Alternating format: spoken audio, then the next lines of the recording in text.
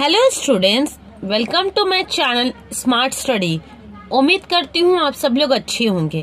तो students, last class में मैंने आपके साथ कोलाइजन हाइपोथेसिस की क्रिटिसिज्म को डिस्कस किया था और आज के इस वीडियो में मैं आपके साथ फिजिकल ज्योग्राफी के ओरिजिन ऑफ द अर्थ के last topic big bang theory को डिस्कस करूंगी। लेकिन स्टूडेंट्स, वीडियो स्टार्ट करने से पहले आपसे एक छोटी सी रिक्वेस्ट है। अगर आप मेरे चैनल में नए हो और चैनल को अभी तक सब्सक्राइब नहीं किया तो चैनल को सब्सक्राइब कर ले और वीडियो अच्छी लगे तो इसे लाइक और शेयर करना ना भूले। तो आइए स्टूडेंट्स, मैं आपको और ज्यादा टाइम ना लेते हुए आज की अपने वीडियो की शुरुआत। स्टूडेंट्स, ये जो बिग बैंग थ्योरी है ये जो है ये आज के जमाने की सबसे मॉडर्न थ्योरी है। ओके, और इसी थ्योरी को बहुत सारे साइंटिस्ट ने एक्सेप्ट भी किया है। तो देखिए, बिग बैंग थ्योरी को सर फ्रेड होली ने 1950 ईयर में दिया था। ओके, देखिए स्टूडेंट्स, इस बिग बैंग थ्योरी में क्या कहा गया है। About 15 billion years ago, the whole of universe was compressed into the confines of an atomic nucleus known as singularity. क्या बोला जा रहा है? आज से 15 बिलियन ईयर्स अगो पहले, ठीक है, आज से 15 बिलियन ईयर्स पहले क्या हुआ था? हमारी जो पूरी यूनिवर्स है वो कंप्रेस थी, ठीक है, वो एक एटॉमिक न्यूक्लियस में कंप्रेस थी जिसका नाम क्या था? जिसका नाम था सिंगुलरिटी। ओके, इसको अच्छे से समझिए कि आज से 15 बिलियन ईयर्स पहले हमारी यूनिवर्स जो है वो एक एटॉमिक न्यूक्लियस में कंप्रेस थी जिसको हम लोग सिंगुलरिटी कहते हैं। उसके बाद क्या हुआ ना, इस एटॉमिक न्यूक्लियस में कुछ केमिकल रिएक्शन हुए और उसके बाद एक इंसिडेंट हुआ जिसके तहत वो फट गई। और ये जो इंसिडेंट हुआ था 1000 ऑफ अ सेकेंड में ये ब्लास्ट हुआ था, ये फटा था। उसके बाद अगर हम लोग इसको मेजर करने की कोशिश करें इसके टाइम को, तो इसके टाइम को हम लोग सही से मेजर नहीं कर सकते हैं।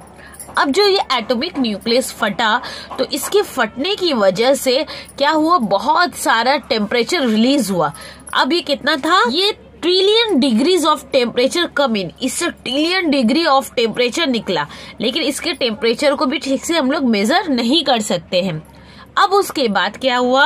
उसके बाद इसकी सरफेस में फोटॉन्स, पॉइस्ट्रॉन्स एंड न्यूट्रॉन्स नाम के कुछ केमिकल बन गए।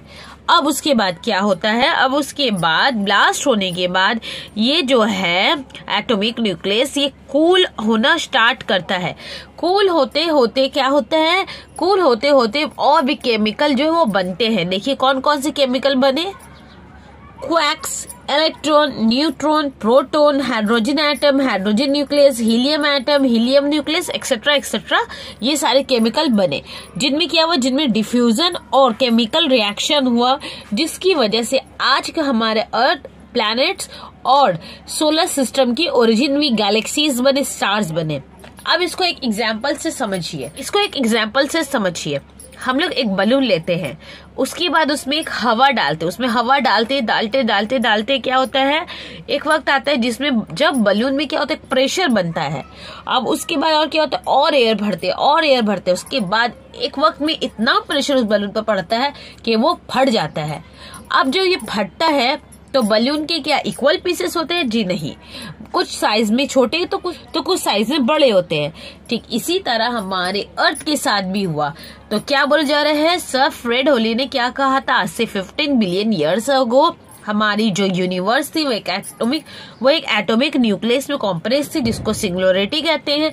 इस एटॉमिक न्यूक्लियस में कुछ केमिकल रिएक्शन होते हैं जिसकी वजह से, इस केमिकल रिएक्शन की वजह से हमारा जो यूनिवर्स है ये ब्लास्ट हो जाता है। आज जब ब्लास्ट होता है तो क्या होता है, इससे छोटी बड़ी साइज में पीसेस निकलती है जिससे हमारी सन, हमारे अर्थ, हमारे प्लैनेट्स, हमारे गैलेक्सीज, हमारे मिल्की वेज और स्टार्स और भी बहुत सारी चीजें हमारी बनती है। समझ में आए यहाँ तक? तो स्टूडेंट्स, अगर हम लोग इस बिग बैंग थ्योरी की बात करें तो जैसे कि मैंने आपको बताया ये सबसे मॉडर्न थ्योरी है और इसे साइंटिस्ट ने एक्सेप्ट भी किया है। ओके स्टूडेंट्स, तो स्टूडेंट्स ये था हमारा last topic origin of the earth का। तो स्टूडेंट्स, मैं आज का अपना सेशन यही खत्म करती हूँ। अगर आपको टॉपिक से रिलेटेड कोई क्वेश्चन या क्वेरीज है तो आप मुझे नीचे कमेंट में लिखना, मैं इसका आंसर जरूर दूंगी।